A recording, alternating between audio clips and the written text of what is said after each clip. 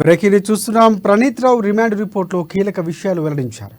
ఇక ప్రణీత్ 3 రకాల నేరాలకు పాల్పడినట్లు గుర్తించారు అధికారులు. ప్రణీత్ రావుతో పాటు పలువురు ఎస్బీఐ సిబ్బందిని కూడా అధికారులు విచారించారు. ఇక ప్రణీత్ రావు కేసులో 6 సభ్యులతో బృందం ఏర్పాట్లు చేశారు.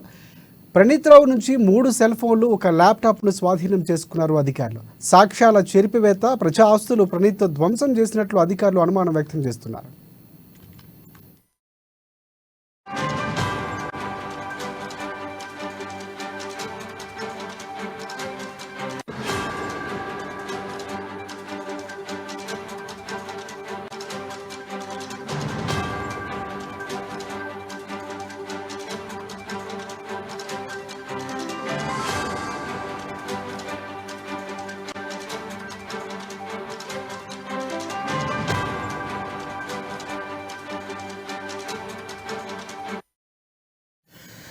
బ్రేకింగ్ చూస్తున్నాం. ప్రణీత్ రావు రిమాండ్ రిపోర్ట్లో కీలక విషయాలు వెల్లడించారు అధికారులు. ప్రణీత్ 3 రకాల నేరాలకు పాల్పడినట్లు గుర్తించారు.